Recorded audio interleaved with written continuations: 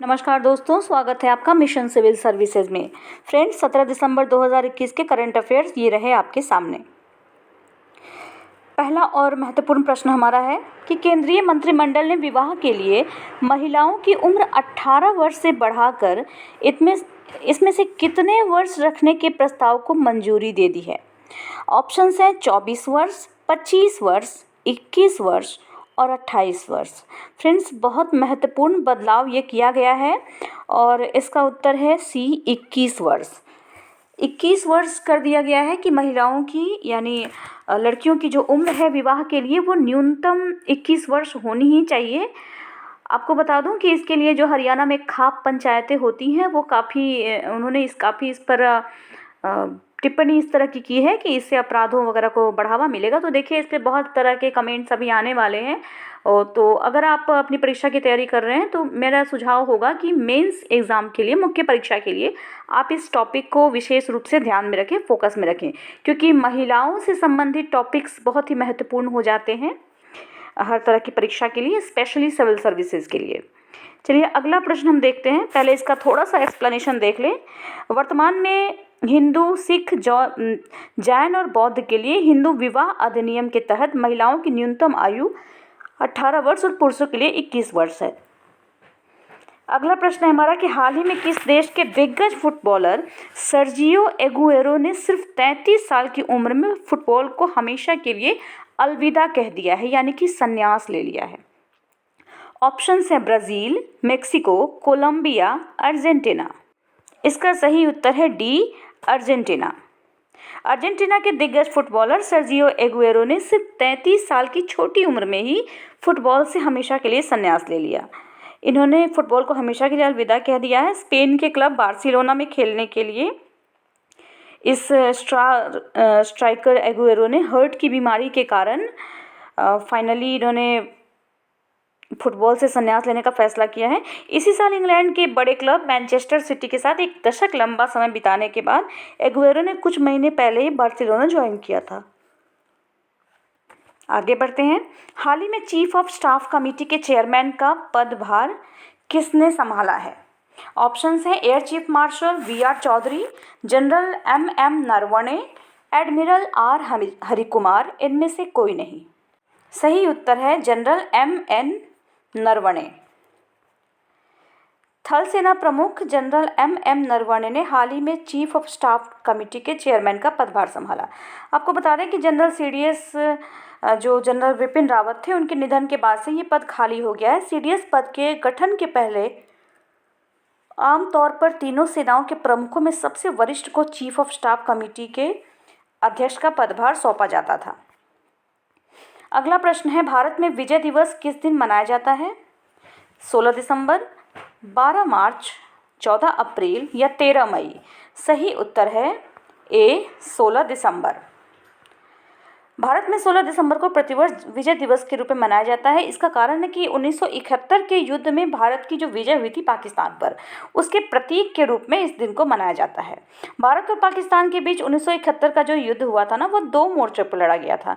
इस युद्ध की शुरुआत 3 दिसंबर 1971 को हुई थी और आपको बता दें कि भारतीय फौज ने साल 1971 में 16 दिसंबर के दिन पाकिस्तानी फौज को बुरी तरह हराया था और इस युद्ध के दौरान लगभग 93,000 पाकिस्तानी सेना के जवानों ने आत्मसमर्पण किया था।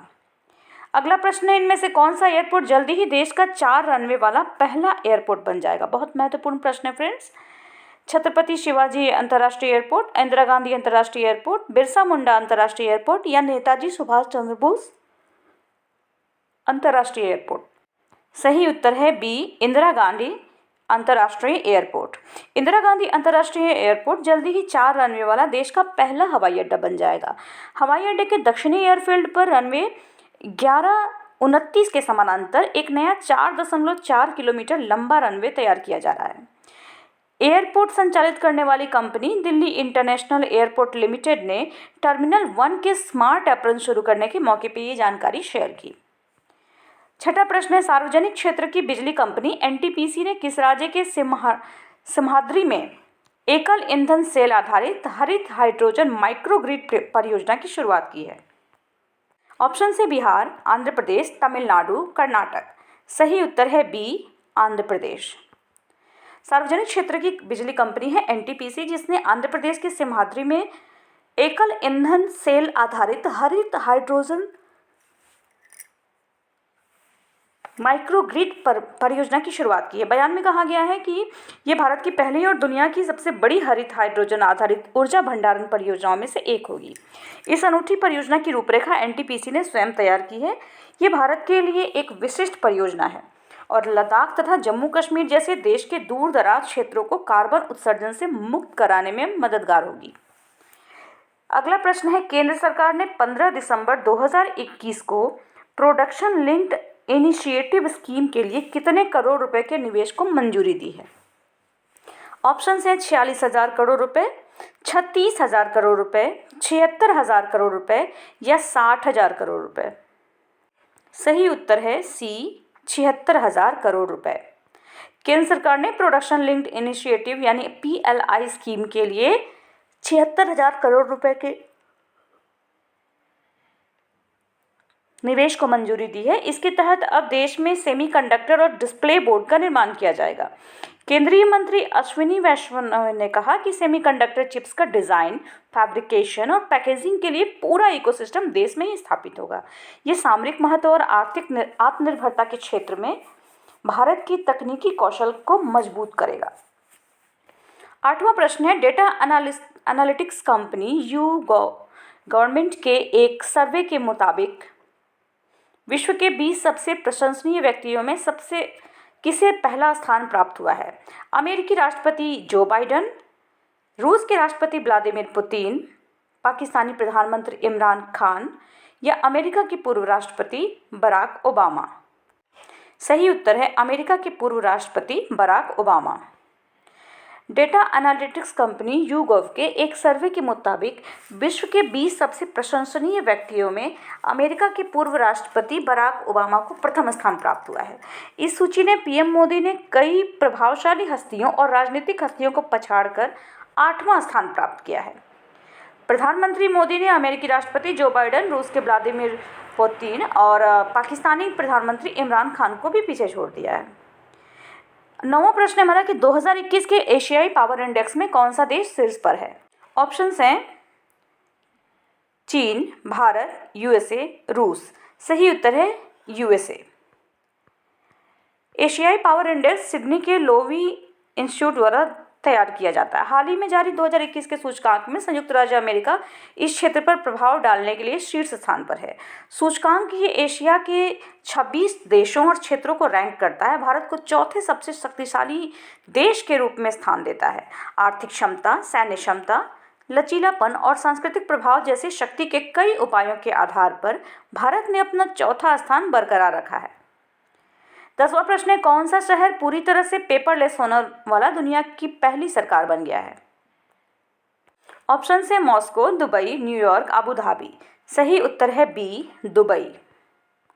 दुबई पूरी तरह से पेपरलेस हो चुका है और यहाँ की सरकार दुनिया की पहली सरकार बन गई है। अमीरात के क्राउन प्रिंस शेख हमदान बिन मोहम्मद बिन राशिद अल मखदूम सरकार ने घोषणा की कि उसने 1.3 बिलियन दिरहम और 14 मिलियन मैन घंटे की बचत प्रदान की। दुबई पेपरलेस स्ट्रेटजी को 5 चरणों में लागू किया गया था। 1800 से अधिक डिजिटल सेवाएं प्रदान करने के लिए अमीरात में सभी 45 सरकारी संस्थाओं में रणनीति को लागू किया गया था। 11वां प्रश्न है, नुपी लाल दिवस प्रत्येक वर्ष किस राज्य या केंद्र शासित प्रदेश में मनाया जाता है? ऑप्शन है असम, मणिपुर, अरुणाचल प्रदेश, सिक्किम। सही उत्तर है बी, मणिपुर। नुपी लाल दिवस मणिपुर की उन बहादुर महिलाओं को श्रद्धांजलि देने के लिए मनाया जाता है जिन्होंने ब्रिटिश सरकार के खिलाफ न्याय के लिए लड़ाई लड़ी थी। ये हर साल 12 दिसंबर को मनाया जाता है। इस साल इम्फाल स्थित नुपी लाल मेमोरियल कॉम्प्लेक्स में एक अवलोकन समारोह आयोजित किया गया था। ये दिन भर राज्य में गैर सरकारी संगठनों और महिला आधारित संगठनों द्वारा भी मनाया जाता है। उस चिकित्सा का क्या नाम है जिसमें प्रकाश संवेदी औषधि का प्रयोग किया जाता है? ऑप्शंस हैं photodynamic therapy, photovoltaic therapy, photogenic therapy, photology. सही उत्तर है photodynamic therapy, option A. Photodynamic therapy प्रकाश के प्रति संवेदनशील दवा का उपयोग शामिल होता है इसमें। इससे एक प्रकाश स्रोत द्वारा सक्रिय किया जाता है। उपचार का उपयोग कुछ कैंसर के इलाज के लिए भी किया जाता है और रोगी उपचार के कारण दुष्प्रभाव की रिपोर्ट करते हैं। बहुत से लोग दावा करते हैं कि उनके पास बेहतर नाइट विजन है और अंधेरे में असामान्य पैटर्न और सिलहुट की दृष्टि भी है। शोधकर्ताओं ने पाया है कि रोडोप्सिन और एक प्रकाश संवेदनशील प्रोटीन है जो कि रेटिना में पाया जाता है।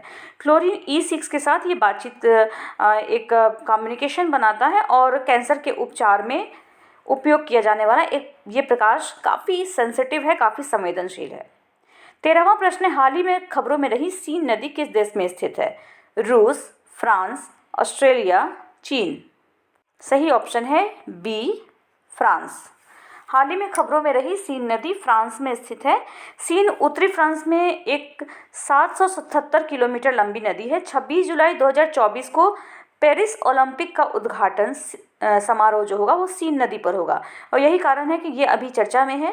200 से अधिक देशों के एथलीट और अधिकारी पेरिस में पोंट डी ऑस्टरलिस और पोंट डी अलेना पुलों के बीच लगभग 6 किलोमीटर की दूरी तय करेंगे। इसके साथ ही हमारे आज के प्रश्न समाप्त होते हैं, तो चलिए इसका एक क्विक रिवीजन कर लेते हैं। केंद्रीय मंत्रिमंडल ने विवाह के लिए महिलाओं की उम्र 18 वर्ष से बढ़ाकर कितने वर्ष करने के प्रस्ताव को मंजूरी दी है? सही उत्तर है सी, 21 वर्ष। हाल ही में किस देश के दिग्गज फुटबॉलर सर्जियो एगुएरो ने सिर्फ 33 साल की उम्र में फुटबॉल को हमेशा के लिए अलविदा कह दिया है? आंसर है डी, अर्जेंटीना। हाल ही में चीफ ऑफ स्टाफ कमेटी के चेयरमैन का पदभार किसने संभाला है? ये पदभार संभाला है जनरल MM नरवणे ने। भारत में विजय दिवस प्रतिवर्ष किस दिन मनाया जाता है? भारत में विजय दिवस मनाया जाता है 16 दिसंबर को। 1971 के भारत पाकिस्तान के युद्ध में भारत की विजय को स्मरण करते हुए। कौन सा एयरपोर्ट जल्दी ही देश का 4 रनवे वाला पहला एयरपोर्ट बन जाएगा? आंसर है इंदिरा गांधी अंतर्राष्ट्रीय एयरपोर्ट। सार्वजनिक क्षेत्र की बिजली कंपनी NTPC ने किस राज्य के सिमहाद्री में एकल ईंधन सेल आधारित हरित हाइड्रोजन माइक्रोग्रिड परियोजना की शुरुआत की है? ये शुरुआत की गई है आंध्र प्रदेश में। केंद्र सरकार ने 15 दिसंबर 2021 को प्रोडक्शन लिंक्ड इनिशिएटिव स्कीम के लिए कितने करोड़ रुपए के निवेश को मंजूरी दी? केंद्र सरकार ने इसके लिए 76,000 करोड़ रुपए के निवेश को मंजूरी दी, यानी ऑप्शन सी सही है। डेटा एनालिटिक्स कंपनी YouGov के एक सर्वे के मुताबिक विश्व के 20 सबसे प्रशंसनीय व्यक्तित्व में सबसे पहला स्थान किसे प्राप्त हुआ? ये स्थान मिला है अमेरिका के पूर्व राष्ट्रपति बराक ओबामा को। इसी सूची में 8वां स्थान प्राप्त हुआ है हमारे देश के प्रधानमंत्री नरेंद्र मोदी जी को। 2021 के एशियाई पावर इंडेक्स में कौन सा देश शीर्ष पर रहा? इसमें शीर्ष पर रहा USA, जबकि भारत ने अपने चौथे स्थान को बरकरार रखा है। कौन सा पूरी तरह से पेपरलेस होने वाला दुनिया का जो पहला सरकार बन गया वो बना दुबई सरकार दुनिया की सबसे पहली पेपरलेस सरकार बन गई। नुपीलाल दिवस प्रत्येक वर्ष किस राज्य या केंद्र शासित प्रदेश में मनाया जाता है? ये दिवस मनाया जाता है बी, मणिपुर में।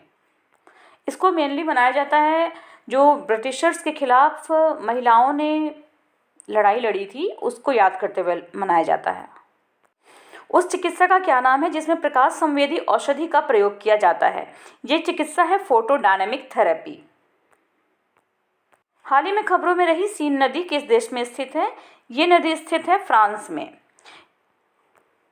इसके साथ ही फ्रेंड्स हमारे आज के करंट अफेयर्स के प्रश्नोत्तर समाप्त होते हैं।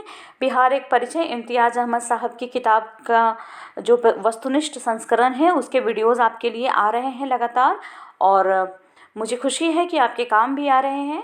उम्मीद करती हूँ कि आप अपने फीडबैक से हमें ज़रूर ही अवगत कराएंगे। साथ ही साथ वीडियो को देखने के लिए बहुत बहुत धन्यवाद।